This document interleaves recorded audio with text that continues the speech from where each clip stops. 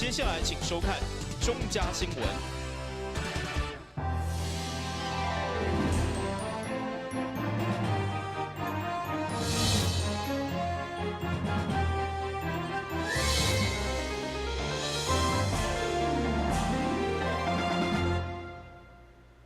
大家好，我是王祖和，欢迎收看10月18号礼拜三的中嘉台南地方新闻。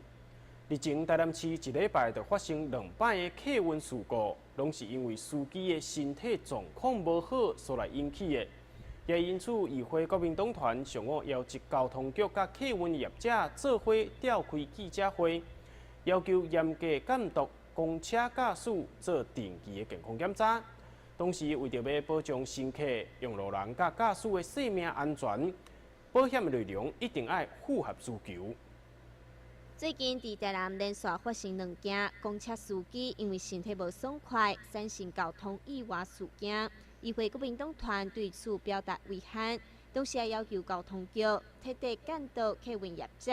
要求落实公车司机定期体检，让员工了解家己的身体状况。并举办专业医疗教育讲座，教导员工在出现紧急状况的时阵，要安全应变。重点呢，除了运奖朋友他们的身体状况之外，我们知道他不光是他自己、他家人、他的亲戚朋友的为他的健康操心，还会影响我们的市民大众搭乘汽车、搭乘我们公共 bus 的时候的一个安全的疑虑。为什么司机会过劳？因为我们的司机供需失衡，可能业者想要聘请司机，要去请司机嘛，请无啦。因为要开大客车，需要有一定的程度，还有他要有一定的历练，他要有时间，要有精力的。所以这种状况，我觉得劳工局应该要去配合职训，让我们的司机是有充分的可以去选择比较有良心的业者，业者要寻求好的司机，也不怕没有人。我认为啦，我们平常的时候应该对司机要有个就是这个医疗的专业一个教育啦。你平常其实还告友谊，是不是要多久？你要参与这个就是专题演讲也好，还有就是做一个就是跟医生这个沟通也好，要有他们本身自己有一个专业的医疗的一个对自己的健康要有个了解，要掌握出来。还有啦，第二也要教育他们，在如果发生危险的时候，危机意识怎么去处理。这个都要去演练的。交通局表示，将要求客运业者严格遵守员工工作时数，一天袂当超过10点钟，并且定期做健康检查，将检查报告和文书持付，以及加强卫教、为乘客加保相关的保险等等，来作为未来实施的重点。那有关这两件憾事的那发生之后，我们大概有找几家客运业者，大概有讨论过后续要怎么去用一些比较积极的做法。未来如果说有类似，就是希望不要再发生类似的意外了。那首先我大概就分几个方面来讲。第一个就是工时的方面我想目前的话公路法有明定，每个司机每天的工时是不得超过10小时的。那劳基法有规定说，每个司机每个月的加班就是超时的工时不能超过46小时啊。那这个部分，我想我们会要求4家客运业者都要配合公路法跟劳基法的规定目前伫台南市总共有4间客运业者，每一档交通局拢补助3亿外费用，用伫人、车、机具等等的方面。议会国民党团要求身为监督单位的交通局，要严格为司机的健康把关，也保障乘客的安全。咱新闻正山郭博弈采访报道。劳工局的祝安心上温馨对102年底开始进行，已经为大台南70户的弱势家庭进行房屋的修缮。中西区卫生所伫咧一届天狗咧普查的时阵，发现所架因为厝顶毁损造成漏雨严重，厝内面也破烂烂。经过劳工局甲济志工的帮忙之下，协助因翻修老厝，互因欢喜入新厝。位伫中西区的一号主体当中，细数的老妇人欢喜倒伫面床，这是伊第一摆倒伫爽快的碰床顶面。中西区区公所伫一厝的田沟里调查当中，发现因兜的厝真破旧，厝顶海气。伫罗江桥甲台南市各职业工会的联手帮忙之下，今仔日为因欢喜入新厝。登革热的形势的时候，发现讲伊的厝尾顶拢漏雨，结果雨就漏到地下室去积水，所以这对母女会说讲伊的大的环境实在是蛮有大的风险，会得到登革热。所以伫区长甲阮卫生局甲阮通报了，我们配合消费局来支援相关的材料费用。所以咱透过咱的泥水、木工、水电，甲咱金属。咱油漆，尤其顶礼拜油漆来甲伊完成。这个阿婆伊就住伫遮，但是阮有透过力量来做一个关心了就发觉讲，他的生活并不是很富裕啦，包括他的子女方面也是能力是有限啦吼。可是我是觉得社会资源本身就是无穷的啦吼，所以今天相当的感谢劳工局，还有社会局，还有那个卫生局，还有我们台南工会里面来甲阮做一个那种协助。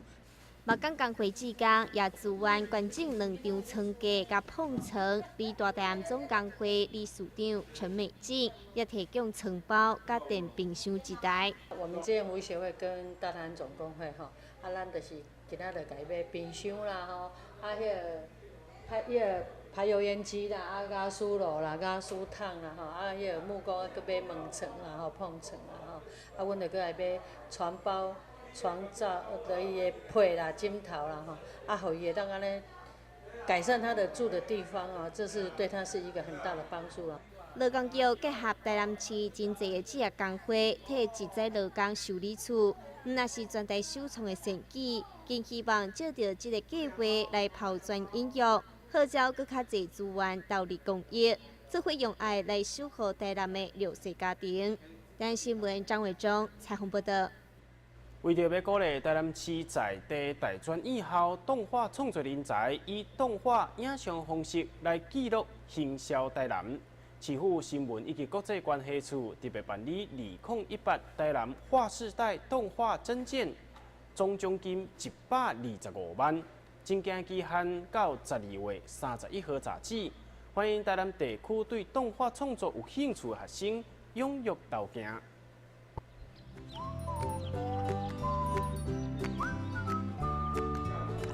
公司业乘风破浪，也是来到南昆新大天府参拜，透过动画特效，互整个影像生动佮趣味。为着鼓励台南在地大专院校的动画创作人才，用着动画方式记录行销台南，台南市政府办理2018年台南划世代动画影展。这个活动有几个特色哈，第一个是台南的在地性，那我们的征集作品的对象是在台南就读的学生，那主题也是台南，所以它几乎是有史以来最台南的一个动画活动，也是一个动画展。动画影展包括的海星的动画征件、动画影展，也个国际动画大师的工作坊3大部分。学生的动画征件是以台南地区的大专院校学生为征求对象，并且以台南为主题元素进行创征。其实呢，我们台南呢，作为我们台湾的首都啊，已经有300年，最后这近100年才是台北。那以前呢，我们呢，台湾最早开垦的地方就是在台南。我们经过荷兰、日治时代、国民政府等等，我们吸收了非常多的外来的文化。现在呢，我们要利用我们年轻学子的力量，将这些吸收的文化呢，然后累积成我们自己的东西。然后呢，做成我们的动画向外的输出，让大家都知道我们台南呢有台湾最美丽、最丰富的文化的内涵。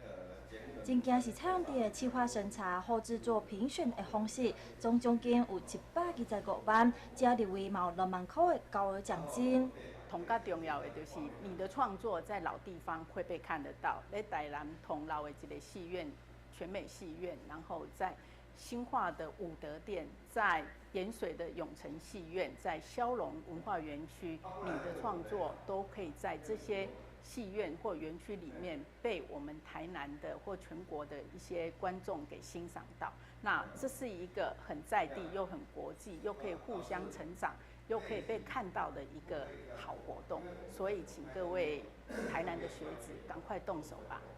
透过学生的创意，结合台南的人事、史地物，变成一件搁一件精彩动画作品，嘛，互人感受到甲无共款的古都风貌。2018年台南划时代动画影展，正行为现在开始到12月31号截止，嘛，欢迎台南在地大专以后的动画人才做伙来共襄盛举。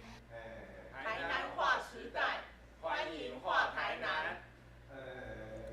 中嘉有线电视业者伫咧9月份发表了全新的线上影音服务 BBMOD 产品推出以后，突破了有线电视只会当伫咧厝内底收看的形态。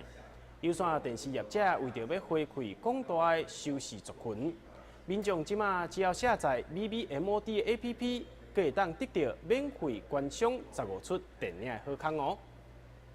为着要将服务更加打进每一个人的生活当中，上主称三冠王有线电视推出 BBMOD 这个 APP， 让民众会当透过手机啊，会当看影片，和影音娱乐随时拢扎伫咧身躯边。除此以外，上主称三冠王有线电视更伫咧脸书粉丝团举办贴文留言起赞的好康的活动，要来回馈收视户。双子星跟三广有线电视在16号呢抽出我们10月份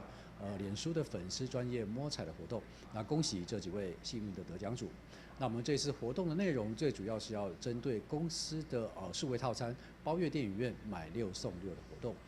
买6送6呢，相对于每一个月只要花100块钱，就可以海量收看超过1000多部的影片。那借着这样子的一个活动，我们希望消费者可以支持正版以及合法授权的节目。为着要让 BBMOD 这款方便的应用程式推广给更侪人来使用，业者也推出下载 BBMOD 都有15片免费的看片金会当观赏，民众在把握机会，愈早下载的话，会当愈早享用。台南新闻张伟忠采访报道。休困一下，马上回来新闻现场。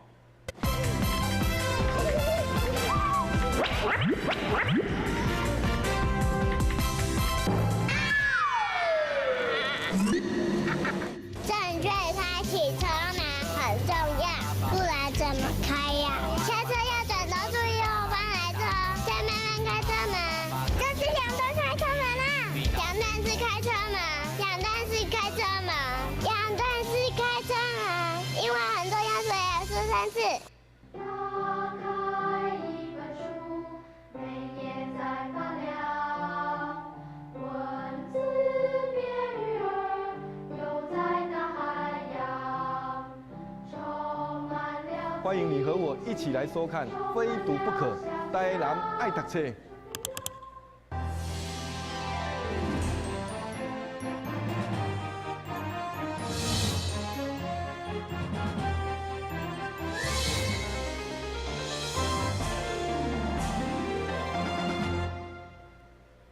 嘉南药理大学配合新南向政策，106学年度超级班招收了1年115名大学1年的学生，成果备受肯定。也因此，1年国内组成教育代表团，伫咧今仔日上午特别来到嘉南药理大学参访，进一步了解学校的状况，并签署合作的备忘录。由嘉南药理大学校长亲自接待来自印尼的教育代表团，双方就嘉南药理大学的科学划分、教育方针进行交流，也讲到明年希望以印尼大学读2档、嘉南药理大学读2档这款2+2的方式，让印尼学生完成大学学业，也会当拓展国际观。校方表示，一开始期望目标设定，希望会当吸引超过100名印尼学生来参加安尼的计划。那么这一次，他们基金会几个学校的校长他们有很多个学校，他们非常期待他们的专科的学校也能够跟我们有所合作。那我们未来会采取2+2，印尼2年，再到我们这里2年2+2的这样子的一个合作方式，而且合作的领域不局限于这一次的今年的这个资讯管理，他们还希望扩充到其他的不同的科系来合作。我们也很期待能够持续的来扩大双方的合作。台印教育合作备忘录在咧舞会当中，双方和乐的气氛下顺利签署。嘉南夜里大学校长盼望未来，不只是在咧资讯管理系会当招收印尼学生，在咧其他科系也会当拓展开，互嘉耀变作国际化的大学。台湾新闻王子豪采访报道。天主教会历代的圣灵修女当中，德蕾莎修女是第一位来到台湾的圣灵，也因为伊曾经到德光中学拜访，伊对台湾的爱甲关怀，至今犹原受到侪民众的怀念。这届德蕾莎修女圣爱在台湾的特点，展出侪德蕾莎修女当时来到台湾的相片甲记录，带领民众用心去欣赏。伫遮所陈列出来一张又搁一张10分珍贵的相片，拢是德蕾莎修女来到台湾、来到德光中学所留落来的相片，以及满满的报道甲故事。也因为德蕾莎修女一生奉献、无求回报的主爱精神，到即马也是深深受到民众敬仰。这之间也自发性的将德蕾莎修女的伟大事迹继续流传落去。白木屋为什么会世界各国去旅行？除了去看她的一些修女们之外，她其实是要继续让大家认同她的工作，所以她很多次到美国的国际联合国会议去演讲，就是让美国继续资助她这个美元。我想，我们台湾的百姓对于印度加尔各答的德蕾莎姆姆印象都非常深，不只是因为她是得到诺贝尔的和平奖，她甚至到我们台湾，而且有2个地方，一个是在台北戏子，一个是在我们台南的2宫。因着他们这些修女的这种服务，让人家也看到德蕾莎姆姆的这种精神一直在延续下去。她最主要的我们没有办法做大事，但是没关系，用我们的爱心，从最小的事来做起，她就是我们的典范。德蕾莎修女来到台湾，虽然只有短2礼拜，但伊影响了全台湾的教会、学校、病院以及社会等侪层面。德蕾莎修女用行动来感动了真侪人，也成为大家的模范。德蕾莎修女爱在台湾的特点，就伫咧德光中学来展出，也欢迎民众前往参观。咱的新闻王子豪采访报道。为着让阮嘉南地区的患者会当得到较好的手术品质，基美医学中心特别引进新的多轴式血管摄影系统，并配合复合式的手术房，会当提供更较精密的微创手术。伫咧上午，由院长邱仲庆亲自主持启用仪式。过去20年来，外科手术已经为传统发展到微创手术。而微创手术必须透过高画质的影像设备才当进行。对此，基美医学中心特别引进新的多轴式血管摄影系统，建伫复合式手术房，提供包括心脏、血管、神经系统等真侪科别的手术治疗，希望做好更较侪分家难的患者。这一台呢，目前是在华人地区最新的一台这个复合式的手术房。那这种复合式的手术房呢，又叫做多功能的手术房。以往要在心导管室或者是在开刀房分别做的手术呢，现在可以这个一站式把这个全部都完成。那即时的影像，这台机器呢，比以往的复合式手术房更灵活影像更清晰。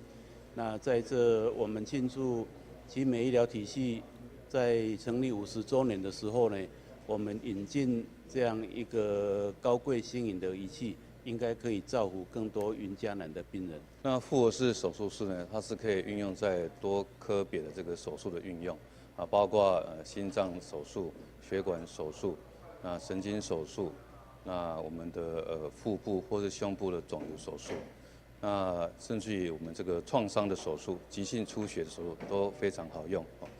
新的复合式手术房除了提供正确的影像，而且以战式的治疗，也减少病人伫影像部门甲开刀房之间的运转机会，降低感染甲麻醉风险。我们的这个复合式的手术室呢，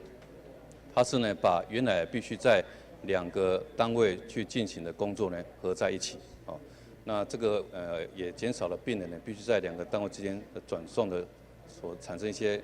感染的风险。或是麻醉的风险，所以对病人来讲是一个比较好的一个设计。基比医学中心建立新的多轴式血管摄影系统复合式手术房，未来将提供更加精准、较微创化的手术治疗，提升手术效率。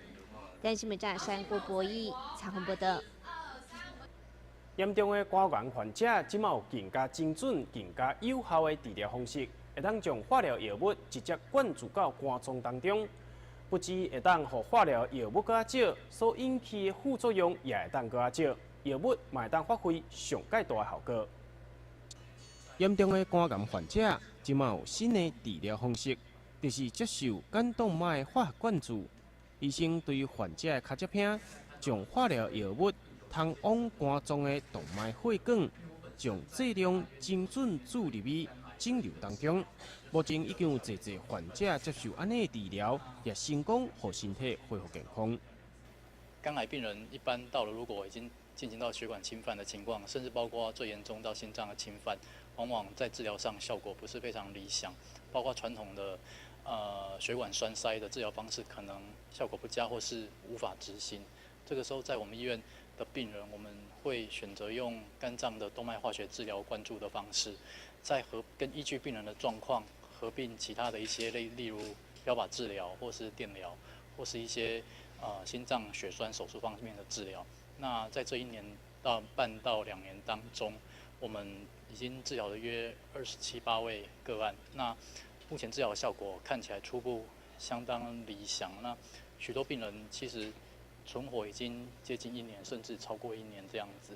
那疾病的控制率大概可以在60%多到70%左右。那所以这个治疗其实，在我们医院已经相当普及、普遍成熟。那我们也有一个完整的团队，可以针对这个部分做完整的处理。第一次呢，我们因为这个肝脏的血管有一部分是供应到12指肠和胃的动脉，我们第一次会将为了这些不必要的血管栓塞掉，避免这个药物跑到胃和12指肠。那肝动脉化疗的好处就是，因为它是直接对着我们的肝肿瘤打，所以这个剂量呢，只要一般化疗的1/7到1/8而已，所以副作用会相对的轻微这样子。那安南医院的肝动脉化学疗法呢，跟一般传统的肝动脉化学疗法是不太一样的一般纯粹只有用化学灌注的治疗，在安南医院呢，我们的肝动脉化学是一个整合性的治疗我们会配合这个在打完化疗之后，我们会配合栓塞的一些碘油啦，或者是一些载药微球、酒精等等的去帮助让这个化学治疗更好的疗效。安尼治疗方式伫日本相当普遍，伫咧安南病院医师的用心执行之下，这款高难度的治疗方式已经顺利被运用。但医师也表示，并不是每一位肝癌患者拢会当接受安尼的治疗，也是需要依照患者的肝功能运作程度，医师再做专业的判断。台湾新闻网侯采访报道。新闻最后，赶快来关心气象。